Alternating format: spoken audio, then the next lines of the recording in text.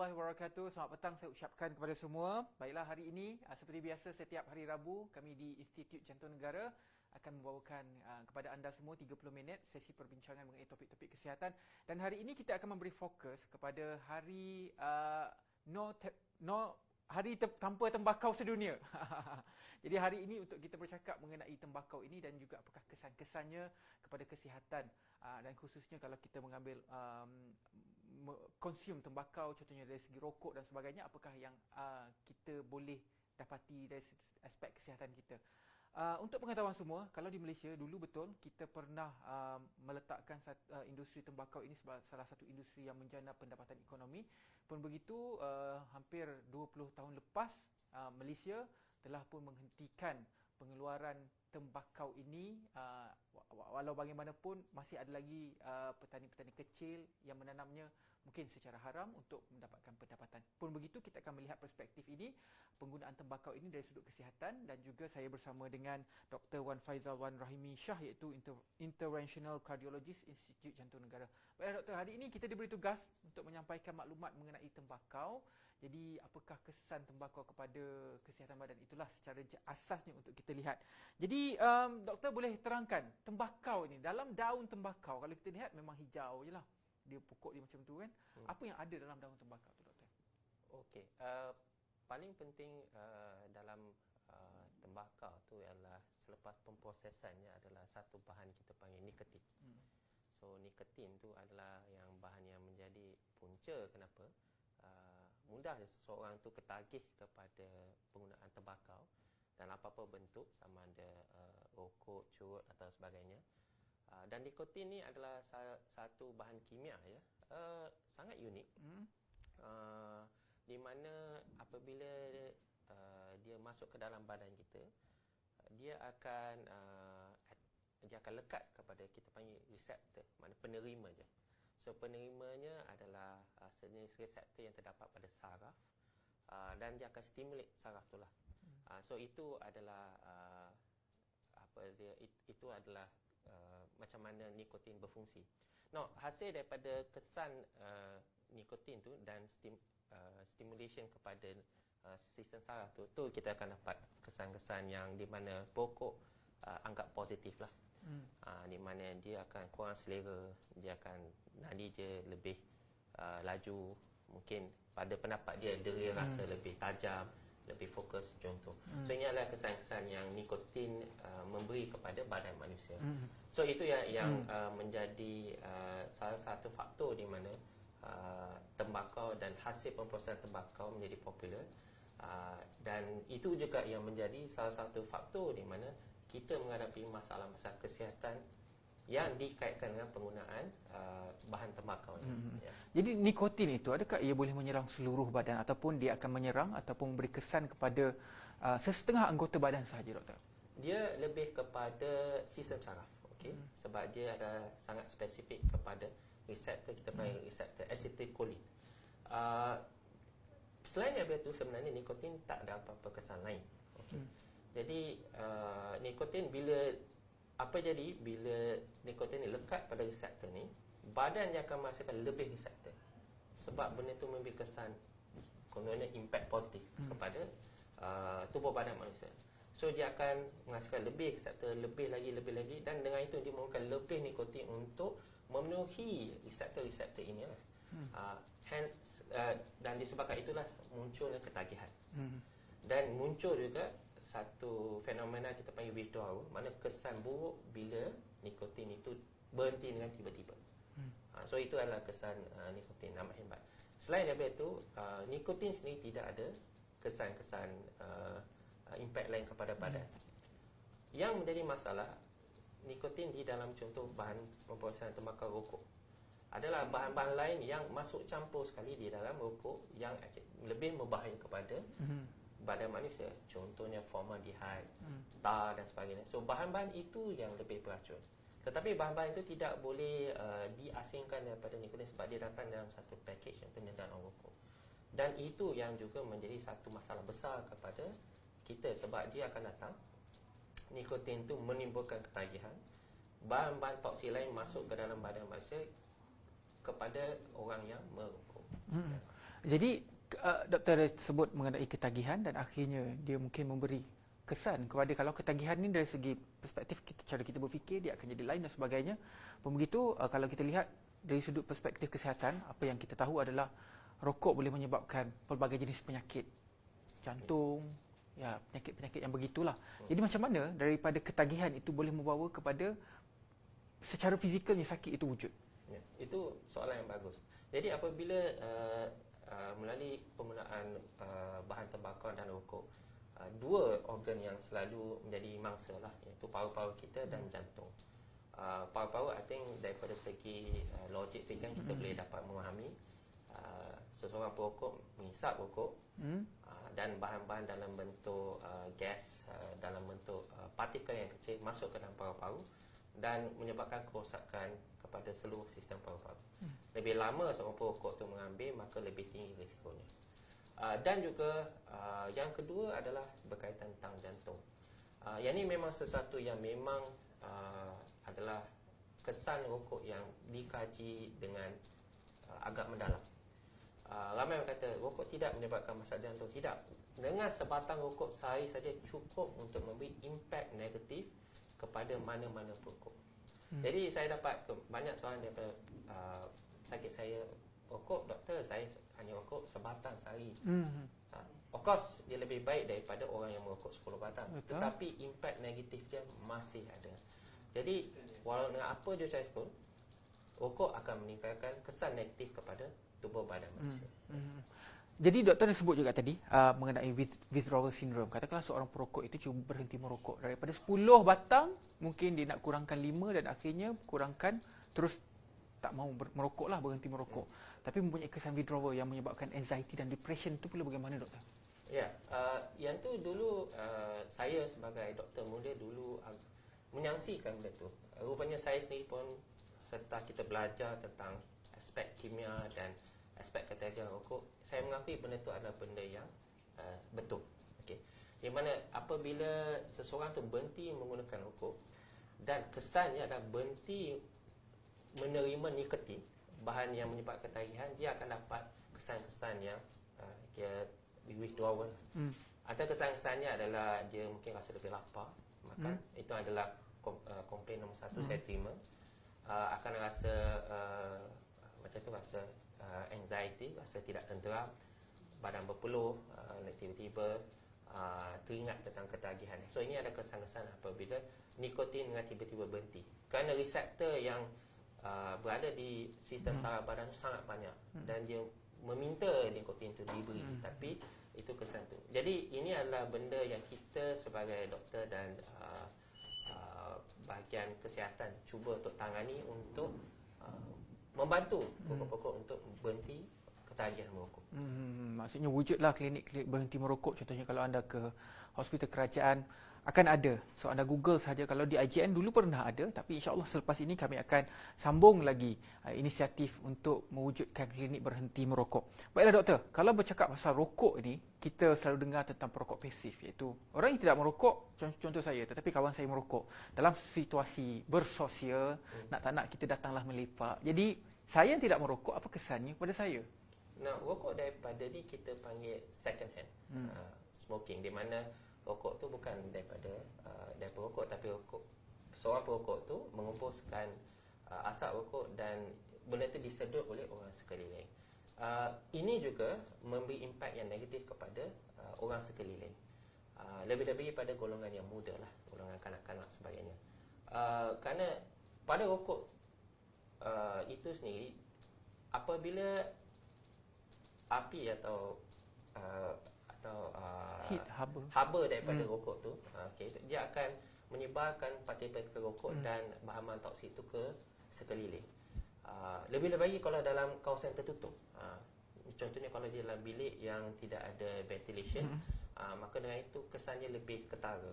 Jadi untuk orang yang berdekatan, bahan-bahan toksik itu akan diresap ketika kita bernafas dan dia akan masuk ke dalam organ kita seperti mana yang masuk kepada paru-paru perokok. Jadi itu adalah benda yang juga membahayai, yang kita tidak boleh nafi. Jadi kalau kesannya kepada anak-anak kecil pula bagaimana doktor? Kesan anak kecil lebih ketara. Pertama, adalah kesan kita panggil impact direct daripada kesan toksik asap rokok. Yang kedua daripada segi psikologi lah. Apabila dia kanak-kanak ataupun golongan kecil melihat untuk merokok, maka kalau dia tidak memahami benda itu adalah yang memudaratkan, dia akan anggap sebagai contoh. So itulah impak berganda yang kalau diberikan kepada golongan-golongan muda lah. Dia akan menjadikan contoh, dan satu hari nanti dia mungkin akan merokok sendiri. Dan kajian menunjukkan golongan muda yang diekspos kepada perokok, terutama sekali dalam keluarga yang terdekat, lebih risiko untuk jadi perokok diorang sendiri. Okey. Doktor, adakah perokok pasif ataupun orang yang tidak merokok menghidu asap rokok itu sama partikel kimianya dengan asap rokok yang disedut oleh perokok itu? Jawapan mudah ya. Sebahagian pakar juga pembedat mungkin lebih bahaya. Sebab pada rokok certain jenama rokok dia ada filter. Okay? So ada filter, mungkin pada perokok tu kurang impact bahan toksik. Jadi bahan toksik kepada sekeliling tidak ada filter. Jadi jawapan paling mudah, dia ada impact yang negatif kepada orang sekeliling. Dia akan memberi kesan lah. Okey doktor, kita panjangkan kesan tadi kepada paru-paru, mungkin selepas itu akan ada kesan kepada jantung dan risiko kepada kesan kesihatan dalaman. Jadi apabila mereka sudah pun terkena penyakit tersebut ataupun masalah kesihatan tersebut, contohnya kerosakan paru-paru dan sebagainya, seringkali kita lihat sendirilah di kotak rokok paru-paru hitam dan sebagainya. Adakah sakit itu boleh dirawat, doktor? Itu juga soalan yang sangat bagus. Saya banyak dapat soalan juga dari pesakit dah. Saya sudah rokok 20 tahun. Saya sudah ada penyakit.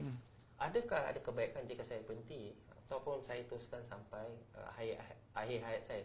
Nah, kajian sekali lagi menunjukkan tidak kisah walaupun seseorang itu telah merokok setahun, 10 tahun, 20 tahun, jikalau dia berhenti akan dapat kesan baik daripada berhenti rokok. Di mana kesan-kesan yang rokok yang telah berlaku kita mungkin tidak dapat untuk kembalikan, tapi kesan-kesan negatif yang akan datang kita boleh berhenti. Jadi tidak kisah pada mana-mana bahagian, walaupun seseorang merokok dengan sebegitu lama, jikalau dia berhenti pada hari itu, dia akan menerima kesan yang baik. So itu yang message yang saya nak bagi pada semua. Tidak kisah walaupun seseorang itu telah merokok dengan sebegitu lama, berhenti lebih baik daripada meneruskan rokok. Tapi pada masa sama, kita juga ada masalah kesihatan yang kita dah hadapi. Contohnya masalah paru-paru, masalah jantung. Dalam kes macam tu, kita kena mendapatkan rawatan kepada pakar yang sepatutnya lah, untuk kita menangani masalah itu. Sebab rokok kesan impact dia cukup berkesan, dia punya impact dia. Jadi pakar-pakar yang boleh kita jumpa ni, dengan harapan dengan ubat-ubat moden kita boleh rawat.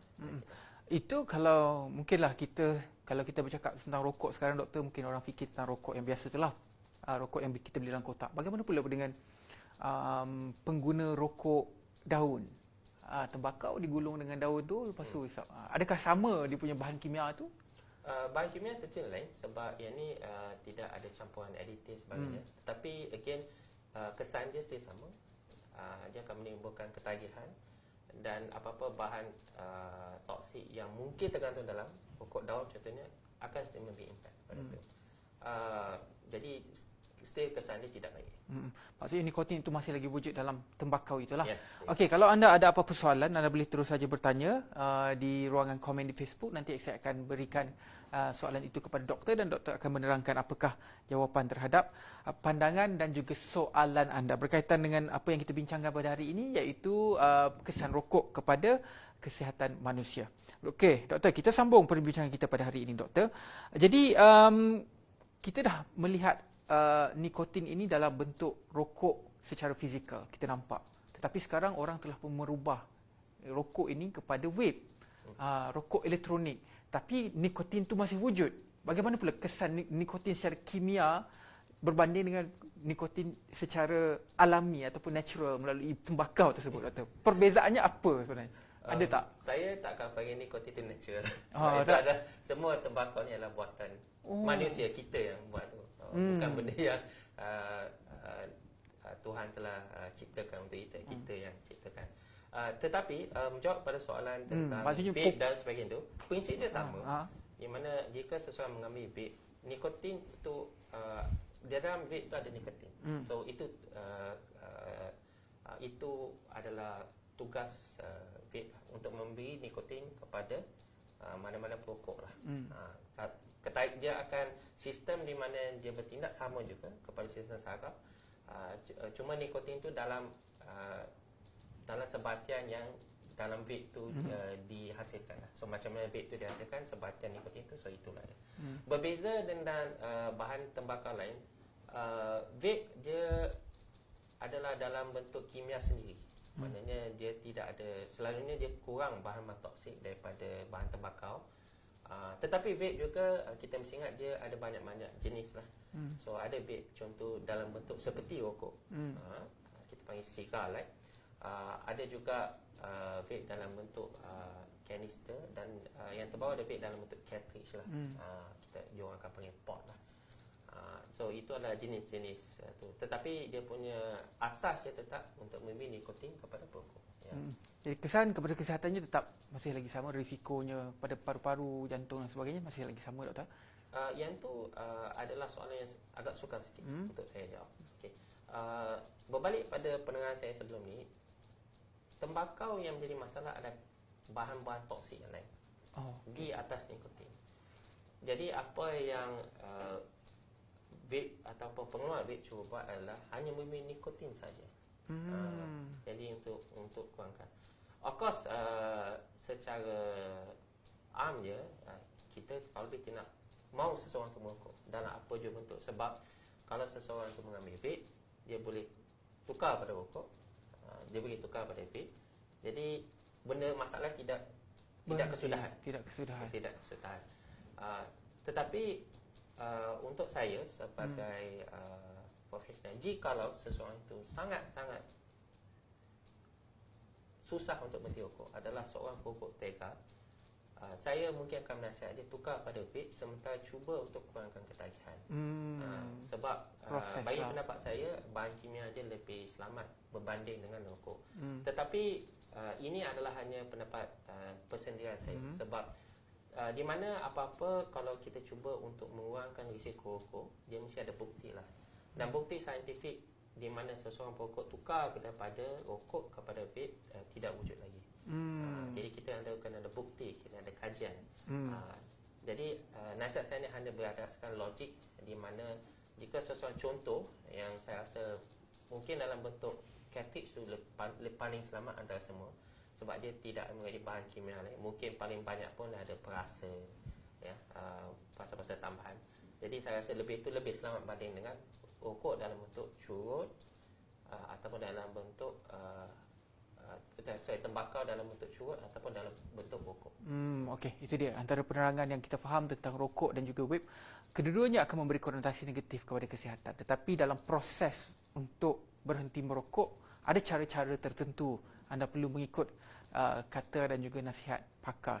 Jadi pengalaman doktor, mungkin doktor pernah handle pesakit yang ingin berhenti merokok dalam kerjaya doktor? Pernah? Ya. Selama mana seseorang itu yang perokok tega boleh berhenti, betul-betul berhenti? Yang tu bergantung kepada banyak faktor.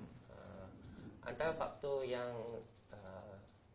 memang jelas kita kena atasi adalah faktor ketagihan. Bagaimana kita nak mengatasi ketagihan? Ada masanya dengan pesakit sendiri dia boleh mengatasi dengan sendiri. Ada kalanya dia perlu bantuan. Dan terbukti jika seseorang menerima bantuan untuk berhenti rokok, peratusan untuk dia berhenti ada 4 kali ganda lebih tinggi berbanding kalau dia buat sendiri.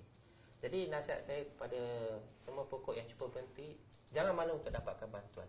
Sebab kajian menunjukkan jika bantuan diterima, peratusan untuk berjaya berhenti rokok lebih tinggi. Jadi itu. Macam mana bantuan diberi? So macam Rizwan dah beritahu tadi, dari segi klinik berhenti rokok, memberi ubat-ubat yang menyerupai nikotin tetapi bukan daripada tembakau. Contohnya dalam bentuk pil dan bentuk patch dan sebagainya. Dan juga kaunseling yang berterusan untuk menambahkan semangat seseorang tu untuk mengatasi ketagihan rokok.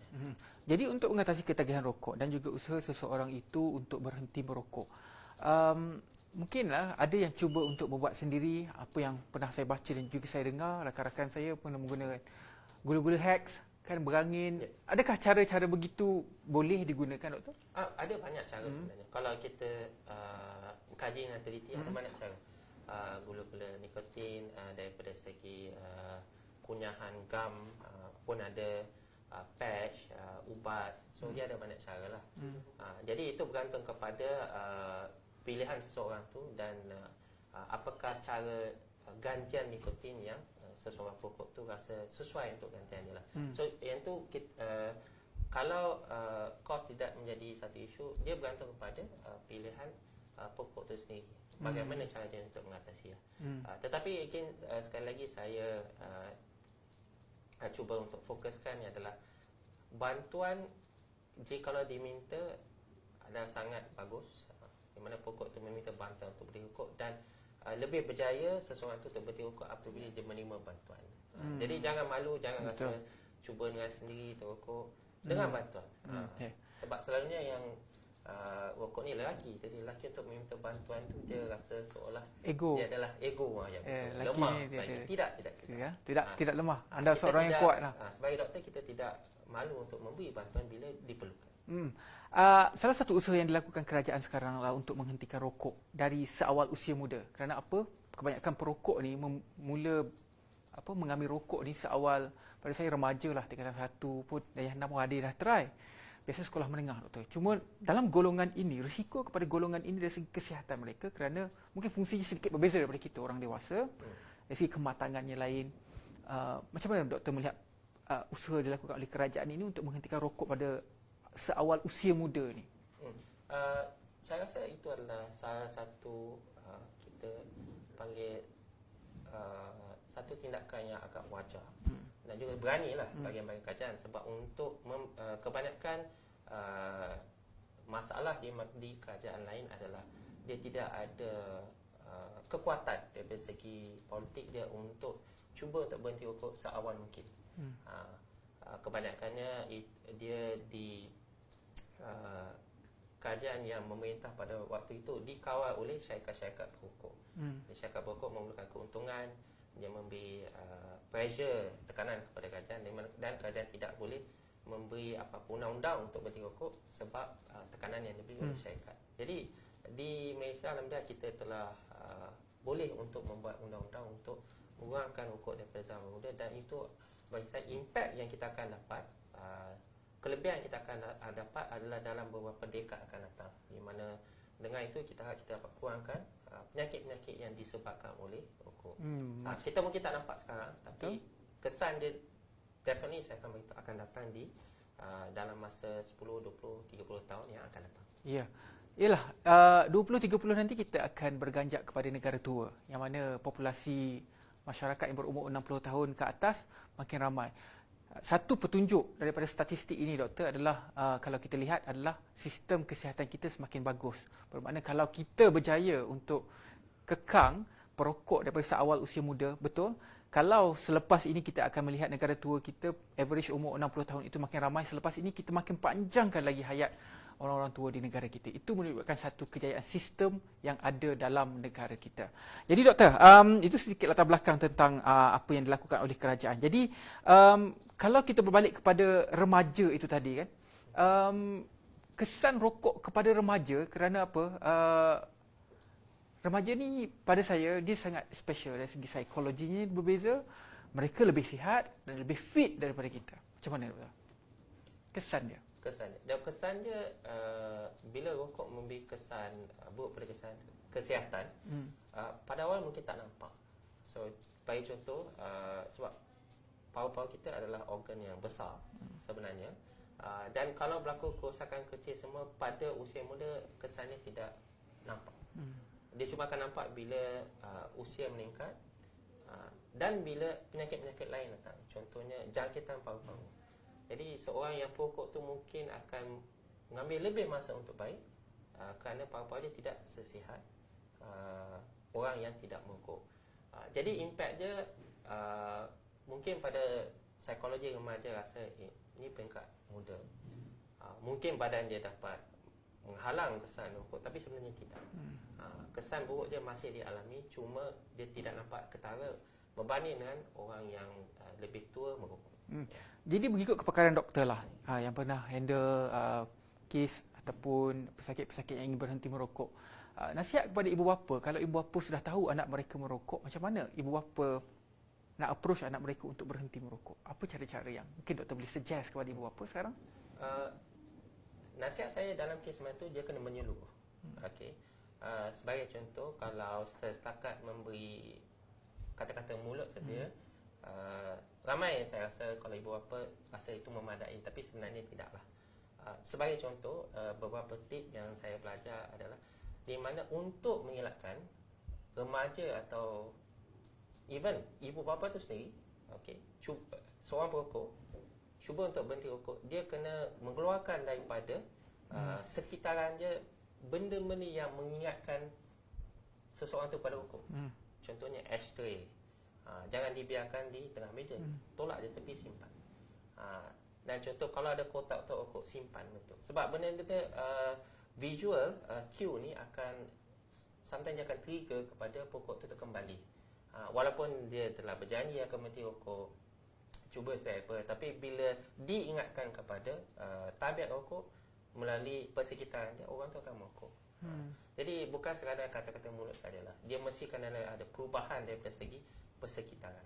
So itu penting. Okey, itu sangat penting kerana itulah kerajaan telah menghentikan industri tembakau ini pada 20 tahun yang lepas kerana kita tahu kesannya sangat besar kepada kesihatan.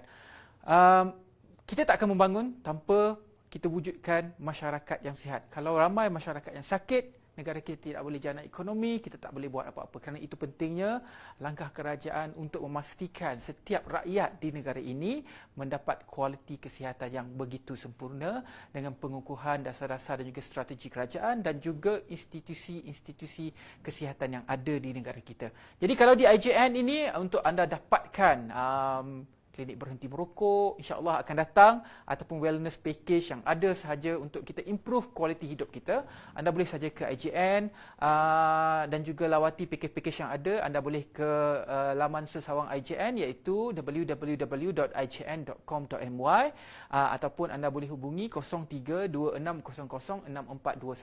Saya ulang sekali lagi, 0326006421 untuk melihat apakah package-package kesihatan untuk kita menambah baik kesihatan kita yang ada disediakan di Institut Jantung Negara, kerana kami sangat-sangat mahukan anda semua hidup dalam keadaan berkualiti. Baiklah doktor, itu sahaja masa yang kita ada. Mungkin setakat sepatah dua kata nasihat doktor kepada masyarakat di luar sana yang menonton untuk kalau hari ini anda merokok, selepas ini jomlah kita berhenti merokok. Terima kasihlah kepada semua yang menonton. Jadi rumusannya, merokok itu berbahaya. Untuk saya nasihat pada perokok, cubalah untuk berhenti. Dan terakhirnya, jika perlu bantuan, jangan malu untuk mencari bantuan. Di mana bila kita diundang dengan masalah, tentunya ada orang yang akan menolong. Jadi IJN juga di sini untuk menolong kepada sesiapa yang memerlukan. Okey, itu dia. Terima kasih banyak-banyak kepada Dr. Wan Faizal Wan Rahimi Shah di atas penjelasan yang cukup detail sebentar tadi yang memahamkan kita kenapa tembakau itu sangat berbahaya, kenapa nikotin dalam tembakau itu sangat berbahaya dan juga kenapa bahan-bahan kimia lain dalam rokok itu sangat berbahaya kepada kesihatan dan kepentingan untuk kita menambah baik kualiti kesihatan kita dengan cara kita mengelakkan daripada terjerumus ke lembah menjadi seorang perokok. Terima kasih banyak-banyak doktor. InsyaAllah ada rezeki nanti kita jumpa lagi dalam topik yang akan datang. Baiklah, terima kasih kepada anda semua yang bersama dengan kami. InsyaAllah minggu depan kami akan bersama dengan anda dalam hot chat menerusi topik yang lain pula, yang pastinya topik-topik mengenai kesihatan kita yang sungguh dekat dengan kita. Dengan itu, Assalamualaikum warahmatullahi wabarakatuh. Saya Ridwan.